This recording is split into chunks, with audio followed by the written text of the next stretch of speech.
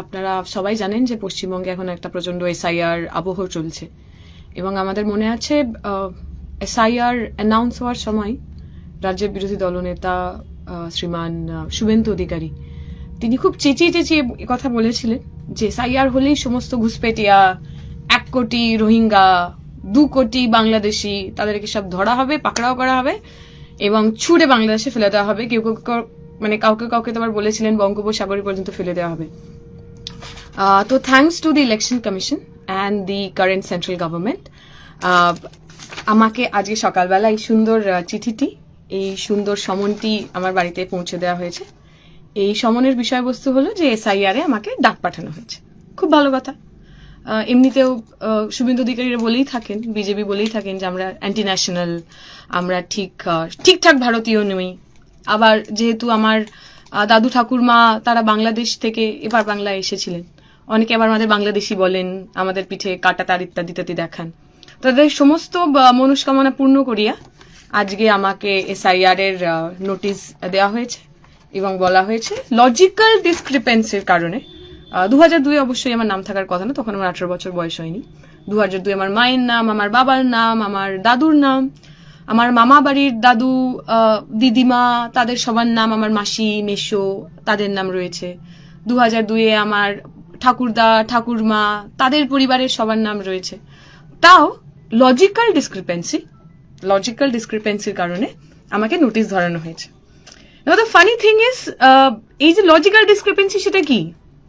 Logical discrepancy হলো আমার বাবার নাম পীযূষ ধর, 2002 আমার বাবার নাম পীযূষ ধরই রয়েছে। এবার এই যে মহান ব্যক্তিগণ যারা ইলেকশন কমিশনের হয়ে কাজ করছেন, এই যে প্রচন্ড কম্পিটেন্ট যে ইলেকশন কমিশন, তারা যে নামগুলোকে ট্রান্সলেট করেছেন সেটা ঠিক হাতে করতে পারেননি। লোকবলের অভাব, হয়তো রিক্রুটমেন্ট ঠিকঠাক হয় না, সরকারি স্থায়ী লোকের অভাব, হয়তো কন্ট্রাকচুয়াল লোককে দিয়ে করিয়েছেন, আই ডোন্ট নো কি। এরকম একটা সেন্সিটিভ বিষয়, এরকম একটা গুরুত্বপূর্ণ বিষয়, সেইটার যা ট্রান্সলেশন, যা ভোটার লিস্ট আছে তার যে ট্রান্সলেশন হয়েছে সেগুলো ভায়া এআই হয়েছে। এবং এই এআই ট্রান্সলেশনের মধ্যে দিয়ে আমার বাবার নাম যেটা পীযূষ ধর ছিল সেটা এখন গিজুষ ধর হয়ে গেছে। এখন ইলেকশন কমিশনের এটা দাবি যে আমার বাবা যে আসলে গিজুষ ধর নন পীযূষ ধর, আমার বাবা যে আসলেই আমার বাবা, এইটা প্রমাণ করার জন্য আমি নানা ধরনের ডকুমেন্ট নিয়ে ওনাদের কাছে যাই। সেই ডকুমেন্টে ওনারা বলেছেন যে কোনো পরিচয়পত্র, পেনশন পেমেন্ট অর্ডার যেটি কেন্দ্রীয় রাজ্য সরকার ইত্যাদি ইত্যাদি আমার নেই। যে কোনো পরিচয়পত্র, শংসাপত্র, নথি যেটি পূর্বের সরকার, স্থানীয় কর্তৃপক্ষ, ব্যাংক, ডাকঘর, ভারতীয় জীবন বীমা, রাষ্ট্রায়ত্ত সংস্থা কর্তৃক প্রদত্ত, আচ্ছা এটা আমার থাকবে। উপযুক্ত কর্তৃপক্ষ কর্তৃক প্রদত্ত জন্মের শংসাপত্র, এটাও আমার আছে। পাসপোর্ট, এটাও আমার আছে। স্বীকৃত পর্ষদ বিশ্ববিদ্যালয় কর্তৃক প্রদত্ত ম্যাট্রিকেশনের শিক্ষাগত যোগ্যতার প্রশংসাপত্র, এটা আমার আছে।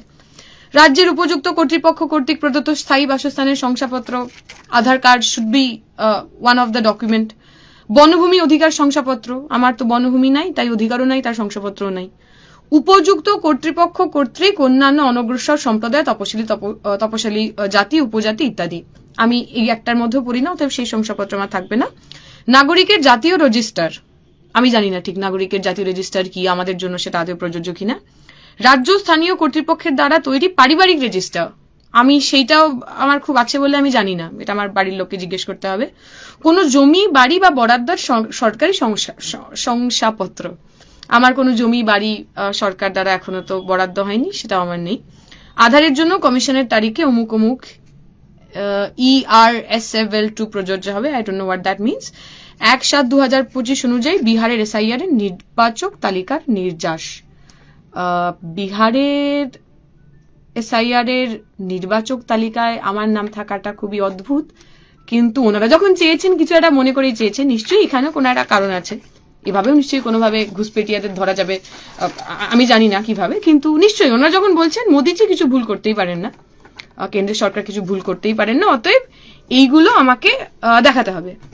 এখন আমার কাছে এর বেশিরভাগটাই রয়েছে, আমার পাসপোর্ট রয়েছে, আমার 10th সার্টিফিকেট রয়েছে, আমার আধার কার্ড, ভোটার কার্ড ইত্যাদি রয়েছে। তো আমার বাবা যে আমার বাবা এবং আমার বাবার যে নাম পীযূষ ধর, গিজুষ ধর নয়, সেটা প্রমাণ করার জন্য আশা করি আমাকে খুব বেগ পেতে হবে না, কিন্তু নানদালেস আমাকে প্রমাণ করতে হবে আমার বাবা যে আমার বাবা। এবার ধরা যাক যারা আমার মতো একটু প্রিভিলেজ পরিবারের অংশ নন, এর আগে আমরা শুনেছিলাম যে মাধ্যমিকের আপনার যে অ্যাডমিট কার্ড, সেই অ্যাডমিট কার্ড থাকলেই আপনি যে আপনার যে বয়সের দিনক্ষণ, আপনার বাসস্থান, আপনার স্কুল, এইগুলোকে ডকুমেন্ট হিসেবে ব্যবহার করা যাবে। আমরা শুনলাম কিছুদিন আগেই ইলেকশন কমিশন বলেছে যে এখন অ্যাডমিট কার্ড হলে হবে না, আপনার যে পাস সার্টিফিকেট, সেই পাস সার্টিফিকেটটা আনতে হবে। এখন পশ্চিমবঙ্গের যে সমস্ত মানুষ খেটে খাওয়া গরিব সাধারণ পরিবারের মানুষ, যাদের মাধ্যমিক পাশ করার মতো যে লাক্সারি ছিল না, সেই প্রিভিলেজ ছিল না, সেই অবসরটুকুনি ছিল না, তারা কি করবে? যাদের বাবা মায়ের বা যাদের বাড়ির লোকের যে ডকুমেন্ট, সেই ডকুমেন্টগুলো এক্ষুনি তাদের কাছে নেই, যাদের বাড়ির লোকজন মারা গেছেন, যাদের বাড়ির লোকজনের ডকুমেন্ট হয়তো ঠিক করে রাখা হয়নি, যাদের বাড়ির লোকজন হয়তো এখানে থাকেন না, তাদের কি হবে? আমরা প্রথম দিন থেকে বলেছিলাম যে এসআইআর এর মধ্যে দিয়ে ভুয়ো ভোটার ধরা পড়া সেটা একেবারেই এদের কাঙ্ক্ষিত লক্ষ্য নয়।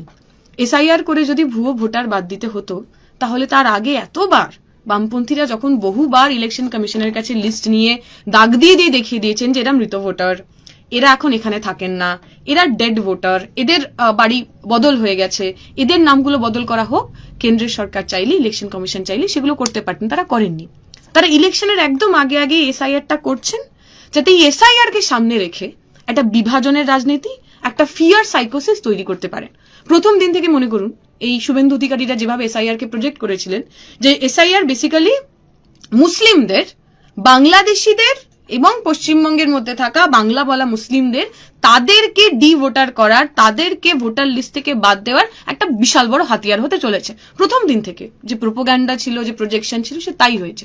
এবং এই যে কন্টিনিউয়াস বাংলাদেশি বাংলাদেশি বাংলাদেশির যে মিথ্যা পেডেল করে গেছেন, তাতে যা হয়েছে সারা ভারত জুড়ে এবং বিশেষত এই পশ্চিমবঙ্গের থেকে যে জায়গাগুলোতে মানুষজন কাজ করতে যান, সেটা বিহার হতে পারে, উত্তরপ্রদেশ হতে পারে, উড়িষ্যা হতে পারে, হরিয়ানা হতে পারে, এই সমস্ত জায়গায় এই যে ঘুষপেটিয়া, এই যে বাংলাদেশিরা পশ্চিমবঙ্গের বর্ডার দিয়ে পালে পালে চলে আসছে, রোহিঙ্গারা বাংলাদেশের আর বাংলার বর্ডার দিয়ে পালে পালে দেশের মধ্যে চলে আসছে, এই মিথ্যেটা, এই ঘৃণার চাষটা তারা ভারত জুড়ে করেছেন। যার ফলস্বরূপ আজকে আমরা দেখলাম প্রায় 12 জন, যদি আমি ভুল না করি, এখনো পর্যন্ত 12 জন বাংলার শ্রমিক, পরিযায়ী শ্রমিক, যাদের বাংলাদেশি অপবাদ দিয়ে পিটিয়ে খুন করা হয়েছে। এবং এই যে 12 জনের তালিকা, তার মধ্যে আমি যদি খুব ভুল না করি 3 জন এমন মানুষ রয়েছেন যারা কিন্তু মুসলমান না, যারা দলিত মানুষ। তাহলে শ্রমজীবী মানুষ বাংলা বলার অপরাধে বাংলার বাইরে কাজ করতে যাওয়ার কারণে তাদেরকে খুন করা হচ্ছে, তাদেরকে পিটিয়ে মেরে ফেলা হচ্ছে, তাদেরকে বাংলাদেশি বলা হচ্ছে, তাদেরকে প্রতিদিন নির্যাতনের মধ্যে দিয়ে নিয়ে যাওয়া হচ্ছে। এর দায়িত্ব বিজেপির সরকার, শুভেন্দু অধিকারীরা নেবেন না কেন? এখনো অবধি তারা যা ম্যাপিং করেছিলেন, এসআইআর এর যা ফার্স্ট ড্রাফট, তাতে দেখা যাচ্ছে পশ্চিমবঙ্গের যে সোকল মুসলিম বহুল যে জেলাগুলো নিয়ে বিজেপির বিভিন্ন নেতারা, আমি একটু আগে আজতাকের একটা শোতে ছিলাম, তারা বারবার মালদা, মুর্শিদাবাদ, উত্তর 24 পরগনার নাম ক্রমাগত নিয়ে গেলেন, যেখানেই নাকি সব ঘুষপেটিয়ে আছে। অথচ আমরা যদি এখানকার ম্যাপিং দেখি, তাহলে দেখব মুসলিম বহুল এলাকাতে আনম্যাপড ভোটারের সংখ্যাটা নগণ্য।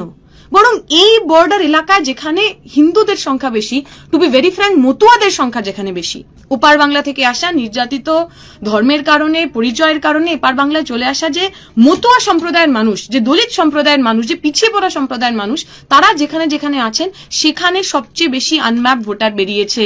সবচেয়ে বেশি মানুষ ডি ভোটার হওয়ার, ওই বলে না, একদম সীমান্তে যারা দাঁড়িয়ে রয়েছেন, তারা এই এলাকার মতুয়া মানুষ, তারা এই এলাকার হিন্দু মানুষ। তাহলে এই রকম একটা সময় দাঁড়িয়ে, যেখানে একটা বিপুল অংশের খেটে খাওয়া মানুষকে তারা ডি ভোটার করতে চাইলেন, যখন দেখলেন যে তারা যে কমিউনাল লেন্স দিয়ে এটা করতে চাইছিলেন, যে হিন্দু মুসলিম বাইনারিটা ক্রিয়েট করতে চাইছিলেন, সেটা হলো না, তখন এই লজিক্যাল ডিসক্রিপেন্সির নামে তারা যেখানে যেখানে তাদের মনে হয়েছে যেখানে বিরোধীদের ভোট আছে, যেখানে যেখানে তাদের মনে হয়েছে যেখানে সংখ্যালঘু ভোট আছে, সেই জায়গাগুলোকে টার্গেট করার চেষ্টা করলেন।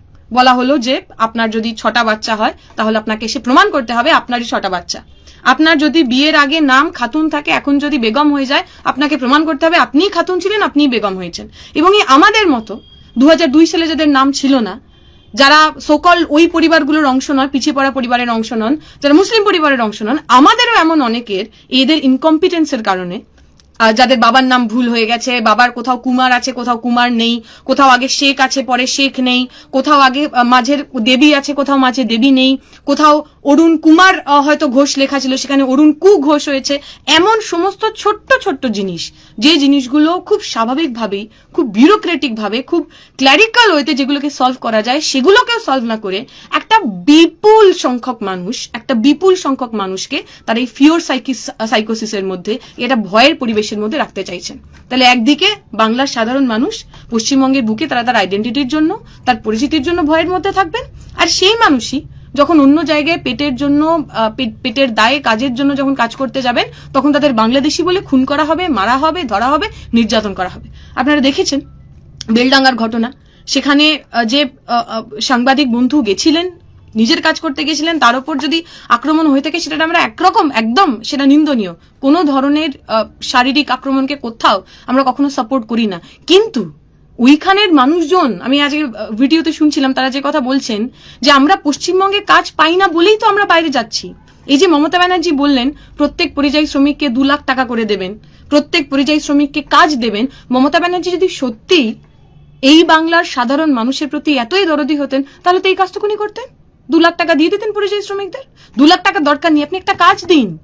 বাংলার মানুষকে, মুর্শিদাবাদের মানুষকে, মালদার মানুষকে, 24 পরগনার মানুষকে, হাওড়ার মানুষকে কেন ব্যাঙ্গালোরে যেতে হবে, কেন হরিয়ানা যেতে হবে, কেন উড়িষ্যাতে গিয়ে মার খেতে হবে, কেন খুন হতে হবে?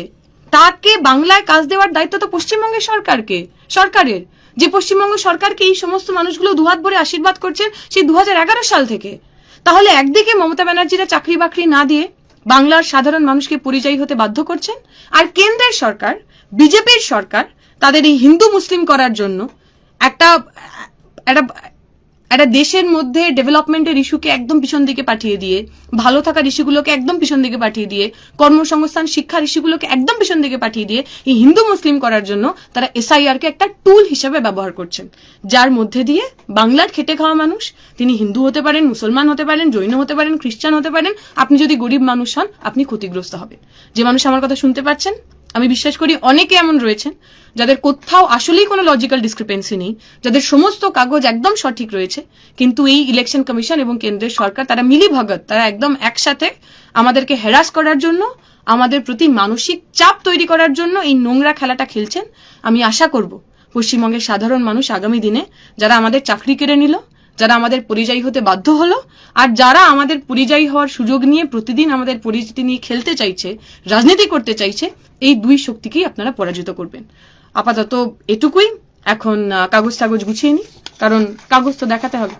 কাগজ না দেখালে তো আমরা যে ঠিক বাংলাদেশি নই, আমরা যে ঘুষপেটিয়া নই, আমরা যে ইল্লিগাল নই সে কথা বলা যাবে না।